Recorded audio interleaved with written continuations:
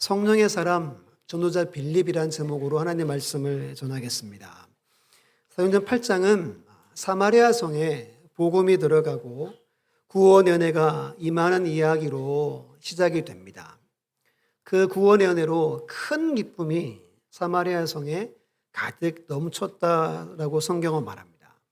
여기서 기쁨은 세상에 주는 기쁨이 아니겠죠. 하나님이 주는 영영한 희락을 의미합니다. 그런데 이미 말씀을 살폈지만 시몬이라는 누가 등장했어요? 마술사가 등장을 합니다. 그는 악한 영에 사로잡힌 자였고 온 사마리아 지역의 영계를 쥐락펴락하는 절대 권력을 가진 사람이었습니다. 왜 그러면 성경에서 누가가 이 사람의 이름을, 이 사람의 이야기를 길게 이야기를 했을까요? 이유는 한 가지입니다.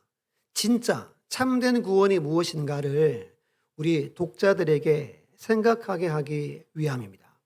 겉으로 볼 때 그는 구원받는 사람과 별반 차이가 나지 않습니다.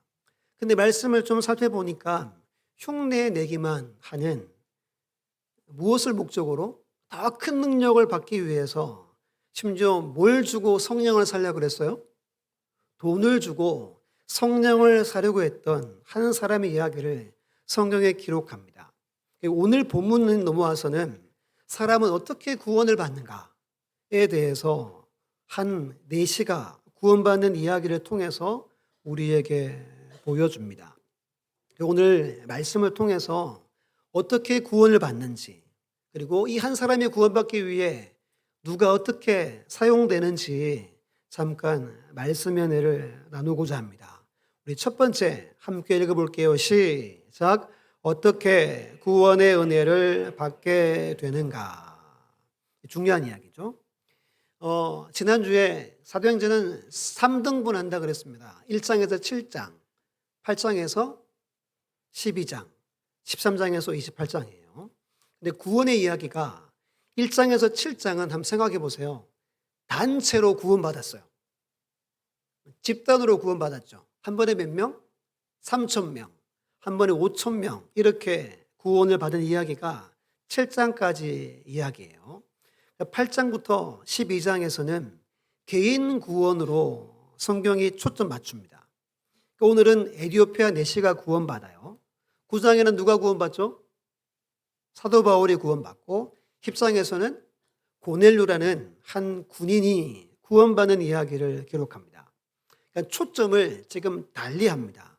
집단 구원에서 개인 구원으로 우리 사도행전이 초점을 달리한다는 거예요.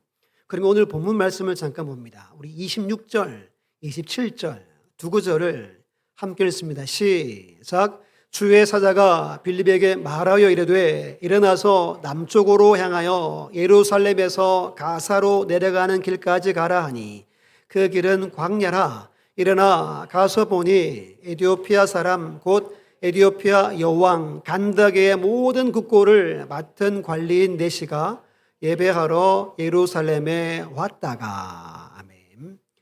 잠깐 그 빌립의 경로를 잠깐 볼게요. 7장에서 스데반의 설교와 순교로 예루살렘에 뭐가 왔죠? 큰 박해가 옵니다. 그래서 첫 번째 사마리아로 도망치듯 흩어지죠. 근데 복음을 들고 들어가서 복음을 선포했고 그곳에 하나님의 나라가 임했다라고 우리가 말씀을 배웠습니다. 큰 부흥이 사마리아 성에 넘쳐납니다. 근데 갑자기 하나님이 저기 밑에, 참 지도는 좋은데 간다이가 아니라 내시죠. 내시를 만나게 됩니다.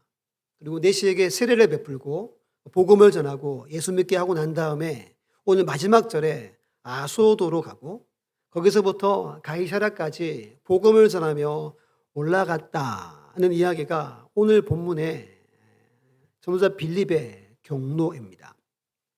오늘 본문은 빌립은 하나님의 성령의 음성을 따라 간다게라는 여왕, 이 간다게는 이름이 아닙니다.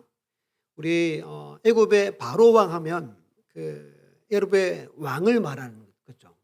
로마 제국의 황제를 뭐라 부르죠? 가이사 또는 카이사르 이렇게 부릅니다. 여기서 간다게는 이 에티오피아 그 바로와 같이 왕의 총칭을 말합니다. 여기서 내시는 모든 국고를 맡은 내시란 말은 한 장관급 정도 된다라고 보고 있습니다. 그래서 에티오피아는 지금 예레미야서를 새벽에 보고 있잖아요. 구스라는 지역이 바로 에티오피아입니다. 솔로몬 왕을 찾아왔던 스바의 여왕이 바로 그 여왕입니다. 그러니까 솔로몬 때부터 이스라엘과 아주 깊은 관계를 맺습니다. 역사적으로 보면 이스라엘과 오래전부터 좋은 관계를 맺고 있는 나라가 에티오피아. 그래서 유대교로 개종한 사람들도 많고 또 에티오피아 사람들이 이스라엘에 들어온 사람들도 상당히 많다고 해요. 근데 에티오피아라는 말은 태양에 그을린 얼굴이라는 뜻입니다. 그러니까 나라 이름 자체가 검게 탄 얼굴, 이게 뭐라고요? 에티오피아입니다. 에티오피아 하면 뭐가 제일 유명하죠? 커피죠. 이보다 우리가 기억해야 될 게 좀 찾아봤더니 6.25 때 16개국이 참전했어요. 우리를 도와주겠다고. 그중에 네 번째로 많이 왔어요. 6,037명이 왔어요. 근데 그들이 돌아가고 그 나라에 사회주의 정권이 잡습니다. 1991년까지 이들이 집을 잃고 직장을 잃고 살해당했대요. 누굴 도왔다고? 우리를 도왔다고. 처참하게 살았대요. 극빈총으로 살았대요. 마음이 아프더라고요. 이들 덕분에 우리가 자유를 누리는 겁니다. 이 나라가 복을 받았어요. 이 나라가 기독교가 62%나 됩니다. 그리고 이슬람이 33% 됩니다. 인류 최초로 기독교를 국교로 세운 나라가 이 나라입니다. 아프리카 모든 나라가 다 지배를 당해서 식민지 지배를. 유일하게 이 나라만큼은 지배를 안 당했대요. 하나님의 은혜가 이 나라에 있는 거죠. 아무튼 이 에티오피아의 내시입니다. 그러면 내시가 여러분 예루살렘에 뭐하러 왔다 지금 가고 있죠? 예배하러 왔다 간대요. 근데 오늘 본문 이야기는 한 사람이 구원받는 이야기입니다. 무슨 말이냐면 이 사람은 아직 구원을 받지 못했어요. 근데 뭐 하고 왔어요? 예배하러 왔대요. 구원과 예배는 다를 수 있다는 의미를 이야기하는 겁니다. 지금 내시는 아직 구원받지 못했습니다. 왜냐하면 아직 예수 그리스도를 모르는 상태에 있습니다. 복음을 아직 듣지 못한 상태에 있습니다. 오늘 8장 보면 반복하는 단어가 복음이 3번 나오고 읽는다, 읽다가 4번 나오고 성령이 3번 반복합니다. 첫 번째 복음이 3번 반복하는데 25절, 35절, 40절에 나옵니다. 35절만 보면 빌립이 입을 열어 이 글에서 시작하여 예수를 가르쳐 뭘 전해요? 복음을 전합니다. 복음이 뭐냐 하면 복음은 예수 그리스도를 말합니다. 그런데 여러분 예수를 몰라도 교회에 올 수 있죠. 그리고 교회 오면 좋아요. 마음도 편하고 또 교회 다니는 분들과도 잘 지낼 수 있어요. 근데 안타깝게도 교회는 오지만 그들은 구원은 받지 못한 겁니다. 성도와 함께 하지만 마치 예수님을 믿는 것 같이 보이지만 실제로는 그 안에 예수가 없으면 구원은 없어요. 이게 여러분 현대 교회의 비극이라고 부르는 이야기입니다. 많은 사람들이 교회에 몰려오지만 그들 안에 예수 그리스도가 없대요. 지난주 주일날 설교 끝에 성령을 강조하고 이런 질문 드렸죠. 여러분 안에 성령이 계십니까? 라고 부르고 제가 여쭤보고 찬양도 했죠. 오늘 질문은 여러분 안에 예수님이 계십니까? 이 질문을 본문이 우리에게 던집니다. 여러분 안에 예수 그리스도가 계셔야만 됩니다. 그래야 뭐 받아요? 그래야 구원 받아요. 이게 진짜 참 구원이라는 겁니다. 질문 하나 드릴게요. 내시가 예배하러 왔다가 지금 수레 타고 가죠. 가면서 지금 뭐 하고 있어요? 수레 위에서? 성경을 읽고 있습니다. 읽는다라는 단어가 4번 반복합니다. 제일 많이 반복해요. 한자 말에 필수 불가교라는 말이 있습니다. 이게 무슨 말이죠? 쉽게 말하면 반드시 꼭 있어야 하는, 없으면 안 되는 것을 말할 때 필수 불가결이라고 합니다. 구원에 필수 불가결이 있습니다. 그게 뭐냐 하면 말씀입니다. 말씀 없이는 구원이 없어요. 따라합니다. 말씀 없이는 구원은 없다. 이게 여러분 정말 중요한 겁니다. 로마서 10장 17절에 말합니다. 그러므로 믿음은 들음에서 나며 들음은 누구의 말씀? 그리스도의 말씀으로 말미암다라고 말합니다. 아무리 교회를 많이 다녀도 말씀이 내 안에 없으면 구원 못 받아요. 구원 없어요. 내 안에 뭐가 있어야 돼요? 말씀이 있어야 됩니다. 근데 그 말씀이 누구의 말씀이라고 로마서 말합니까? 예수 그리스도에 대한 말씀이 내 안에 있어야 돼요. 감사하게도 이 4시가 성경 한 권을 산 거예요. 뭘 샀어요? 이사야 53장을 산 겁니다. 대충 알죠? 53장 하면 예수님이 뭐 당하는 거? 고난당하는 이야기가 적혀 있는 그 성경을 이 4시가 자기가 고르다가 성경, 두루마리 성경 하나를 샀다는 겁니다. 이에 대해서 마틴 로이드 존스 목사님이 이렇게 말합니다. 4시는 더 깊은 교훈과 지식을 얻고 싶었습니다. 예루살렘에서 자신의 땅인 에티오피아에서 찾아볼 수 없는 권위자들이 있기 때문에 본 산지에서 훌륭한 바리새인의 말을 듣고 싶었습니다. 그들의 말을 들으면 무언가 더 알 수 있겠지. 그래서 그는 먼 여행길을 온 것입니다. 종교를 바꾸고 순수한 마음으로 유대교를 받아들였음에도 불구하고 그는 더 채워야 할 무엇이 있다고 느끼기 시작했습니다. 그에게 안식이 없었고 그에게 평안이 없었습니다. 그래서 절기를 지키기 위해 예루살렘에 온 것입니다. 라고 말합니다. 이 사람이 높은 직책이죠. 장관 정도 되면 근데 인생의 깊이를 알고 싶었어요. 종교도 바꿔서 유대교를 믿게 됐어요. 지금 절기를 지키기 위해 이 길이 1,500km 됩니다. 왕복 3,000km를 다녀갑니다. 성전에서 제사도 드리고 이방인이니까 안에 못 들어가죠. 이방인의 뜰에서 말씀을 듣고 돌아가는 길에 성경 하나를 산 거예요. 이사야 53장을 산 겁니다. 그리고 수레에서 어떻게 읽어요? 소리에 내어서 읽습니다. 빌립이 그것을 들었다 말합니다. 오늘 말씀의 핵심 포인트는 이겁니다. 구원은 하나님의 말씀 성경을 통해서 구원받습니다. 성경을 내가 배울 때, 공부할 때 예수님을 만나게 됩니다. 이게 여러분 오늘 말씀의 첫 번째 중요한 메시지입니다. 우리는 성경을 떠나서, 말씀을 떠나서 예수님을 알 수 없어요. 그리고 구원도 받을 수 없어요. 1세기 그리스도인의 공동 읽기라는 책에 보면 로마가 세계를 제패하죠.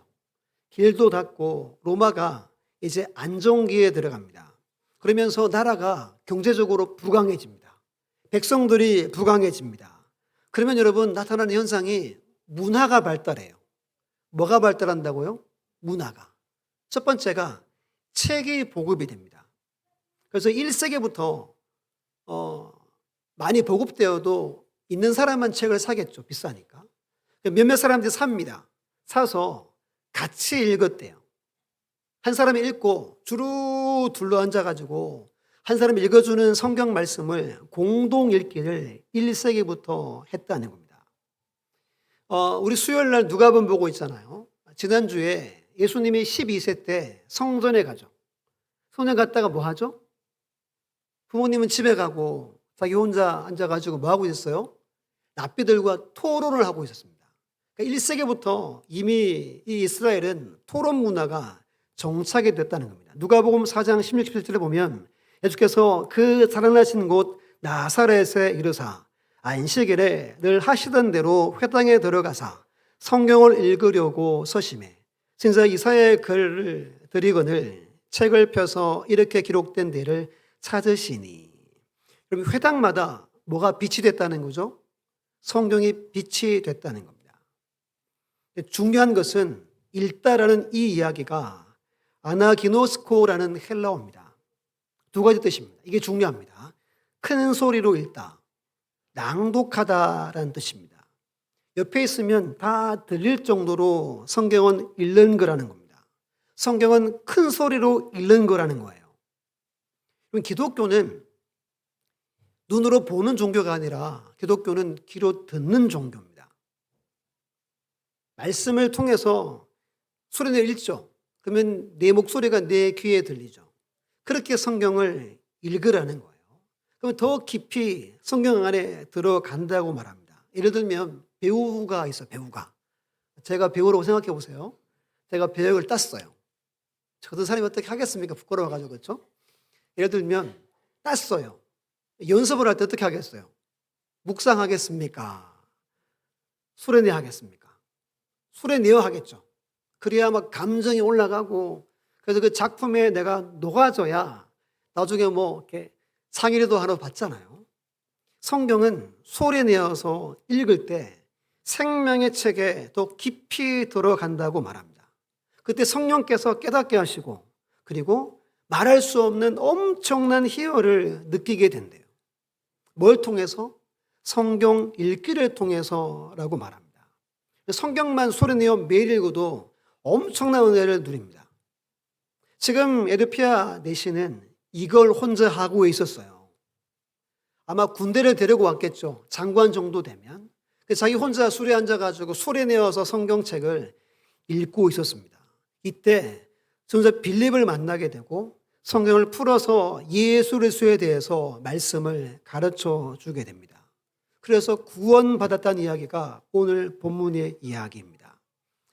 이미 구원받은 분들 계시다면 매일매일 큰 소리로 성경을 읽어보세요. 더 놀라운 하나님의 은혜를 누리게 될 줄 믿습니다. 아직 구원받지 못한 분도 계시잖아요. 여러분들은 요한복음부터 소리내어서 매일매일 꾸준하게 읽어보세요. 반드시 구원의 은혜와 확신을 얻게 될 겁니다. 많이 덥죠? 그래서 시원하게 해놓고 살잖아요. 이때 뭘 펴고? 휴가 가서 뭘 펴고? 여기까지 안 하겠습니다. 네. 성경 펴고 소리내어 읽는 겁니다. 이때 우리가 회복되고 하나님의 은혜를 누리게 됨을 믿으시기를 예수님의 이름으로 축원합니다. 두 번째 함께 읽습니다. 시작. 한 사람의 구원을 위해 하나님은 성령의 사람을 사용하신다. 아멘. 오늘 세 번 반복되는 게 성령입니다. 26절에 주의 사자, 29절에 성령, 39절에 주의 영 모두 성령 하나님을 뜻합니다.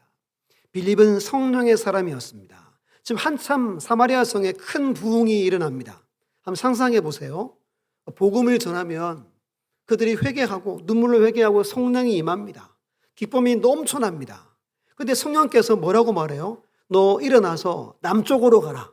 저 가사로 가는 길로 가라 라고 명합니다.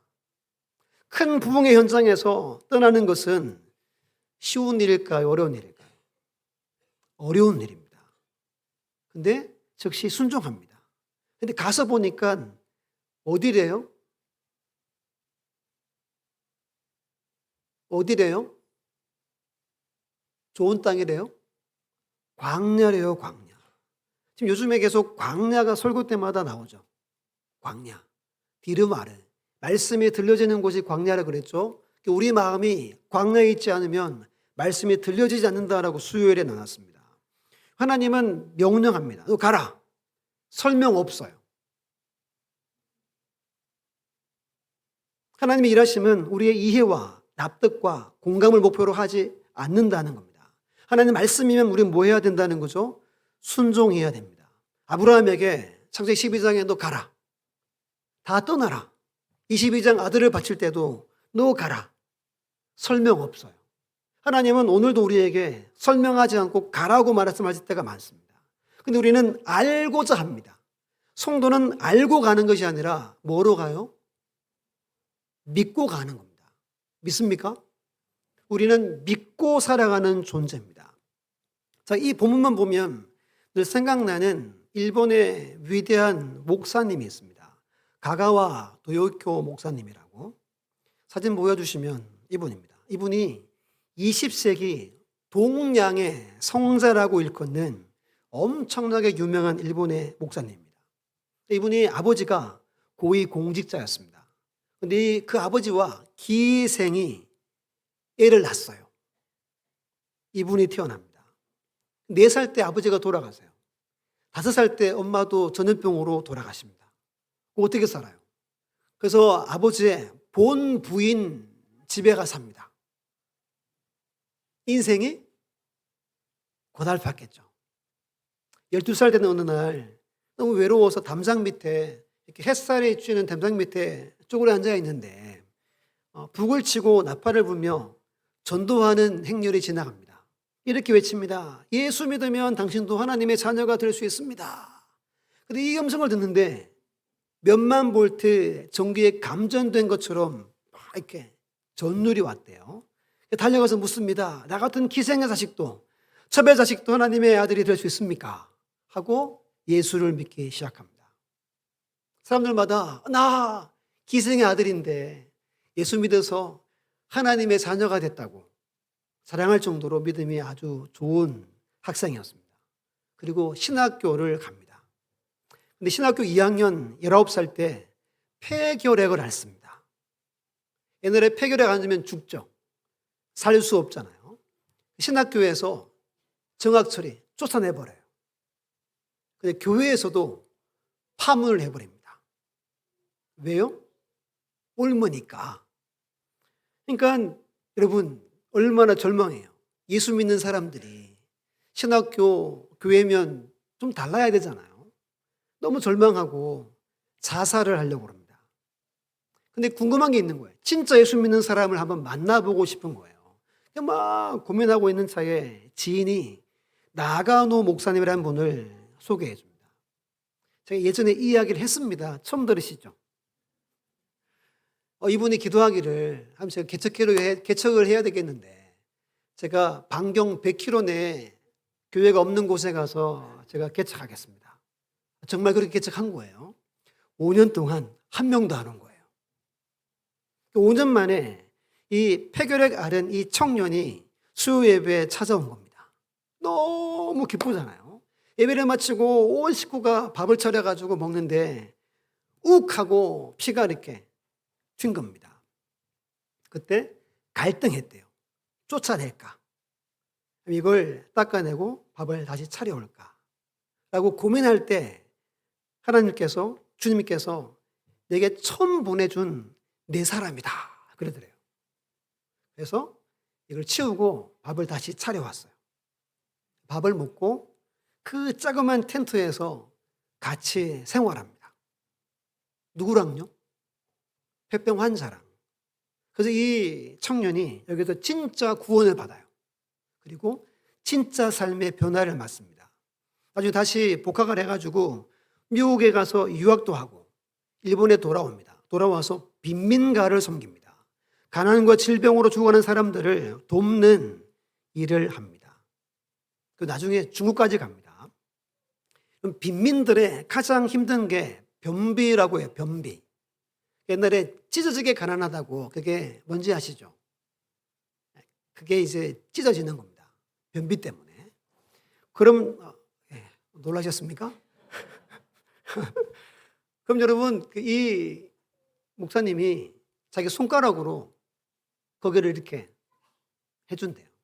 이게 안 되면 입을 대고 혀로 그 똥꼬를 이렇게 핥아가지고요. 이거를 변을 볼 수 있도록 해줬다는 겁니다. 이게 소문이 나겠죠. 한 기자가 와서 물어봤대요. 어떻게 이런 일을 할 수 있습니까? 이렇게 말합니다. 저는 배운 대로 합니다. 제 선생님은 제가 각혈한 핏덩이를 닦아주셨습니다. 그분이 제게 하신 것에 비하면 이건 아무것도 아닙니다. 라고 성자가 이렇게 세워집니다. 오늘 성경 읽으면 꼭 이분이 생각나요. 여러분, 오늘 이 가가와 목사님이 한 명이 세워지기 위해 나가노 목사님을 만났습니다. 그 시작은 반경 100km 안에 교회 없는 곳에 개척하는 겁니다. 5년 동안 얼마나 고생했어요. 가라 하신 거예요. 자살하려고 하는 이 청년에게 또 나가노 목사에게 가라 하신 겁니다. 이 두 사람이 가라 하신 곳에서 하나님이 때가 되어 만나게 된 겁니다. 한 생명에 살게 되었고 훗날 20세기를 대표하는 성자가 됩니다.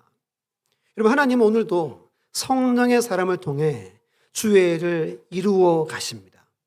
6장 3절 보면 형제들아 너희 가운데 성령과 지혜가 충만하여 칭찬받는 사람 7을 택하라. 우리가 이 일을 그들에게 맡기고 6장 5절에 말합니다. 온 무리가 이 말을 기뻐하여 믿음과 성령에 충만한 사람 스데반과 또 빌립과 라고 말합니다. 우리 성도는 길을 알고 가는 것이 아니라 믿고 가고 인도하심을 믿기에 순종함으로 이 길을 가는 겁니다. 하나님 오늘도 우리가 이렇게 살아가기를 원하십니다. 여러분, 사마리아에서 이 광야 땅까지 100km가 넘습니다. 그 광야를 향해서 빌립 집사님이 달려가서 누구를 만나요? 예비된 사람 넷을 만납니다. 갔더니 성경을 읽고 있고 그리고 대화를 이어져서 그가 구원받는 이야기가 오늘 본문의 이야기입니다.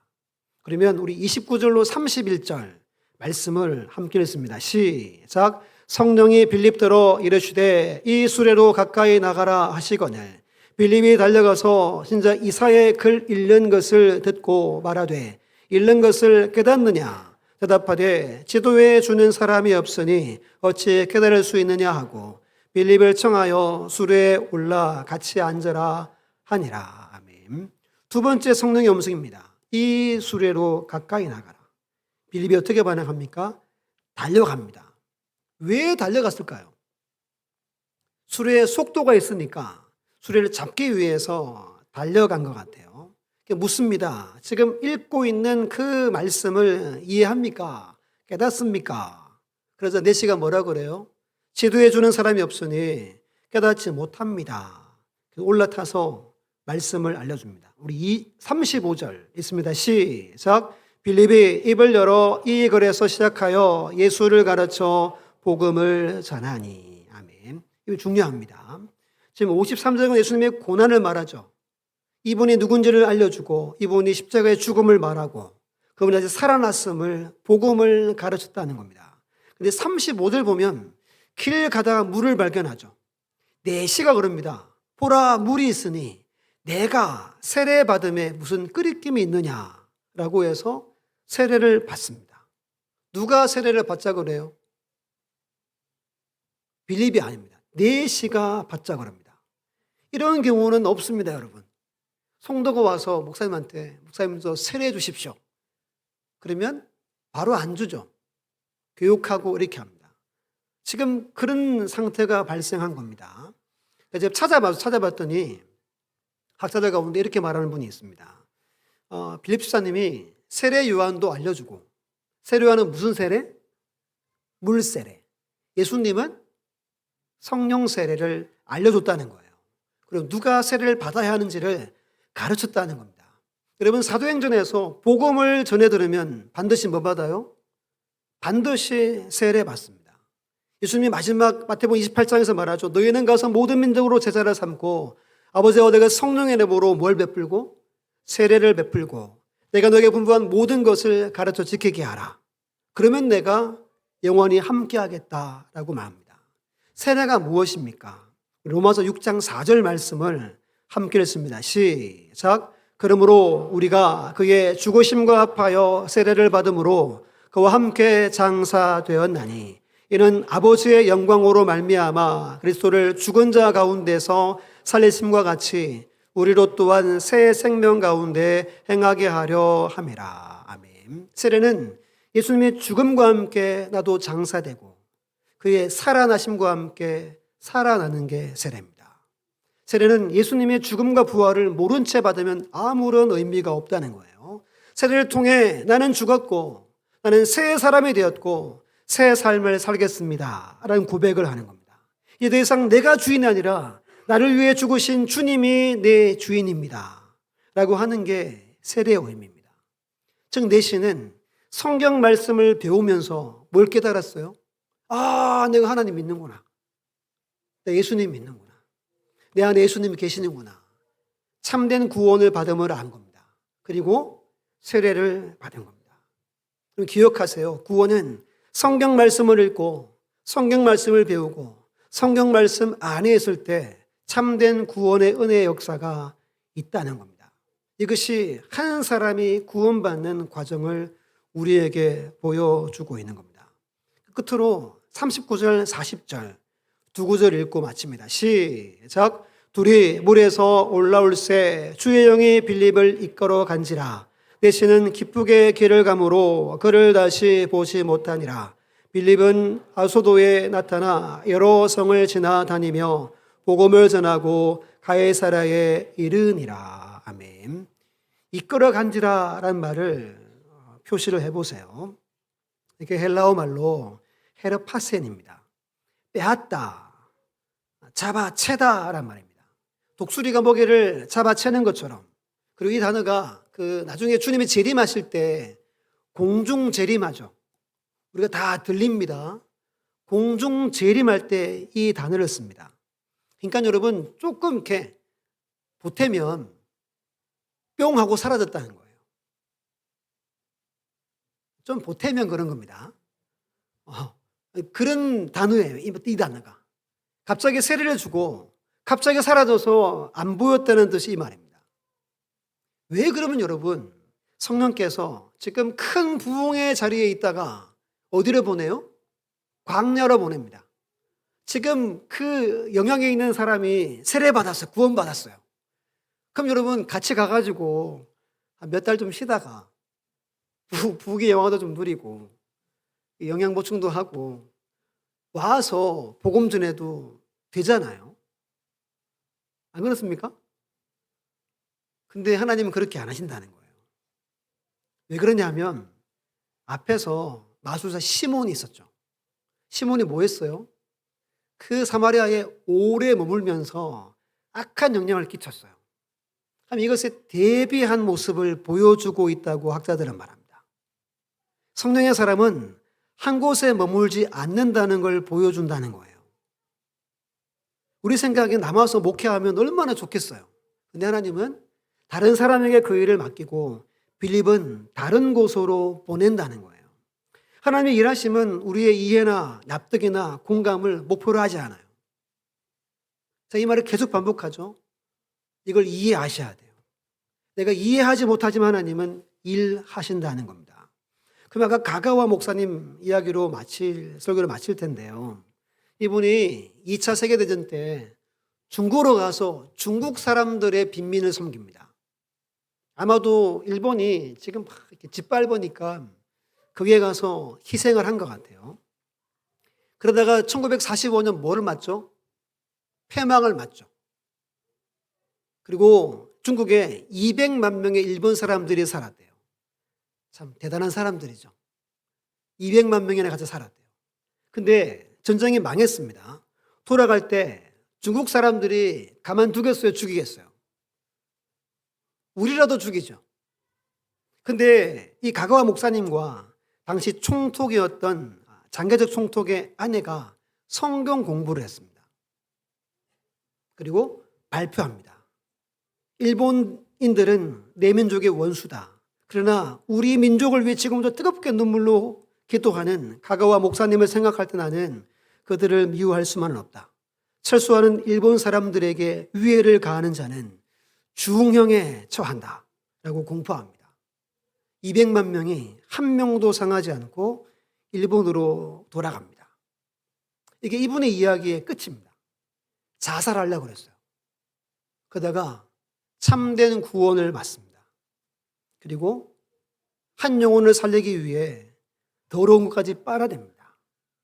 결국 200만 명을 살리는 성자로 세워집니다. 누가 하신 일이죠? 하나님이 하신 일입니다. 속으로 일본 놈들 왜 그렇게 했냐고 하시면 안 됩니다. 하나님이 하신 일이죠. 우리 교회나 오늘 떠나는 선교팀이나 하나님은 한 사람을 살리기 위해 이 일을 하시는 겁니다. 근데 그 핵심은 성경 말씀을 통해 구원이 있다는 거예요.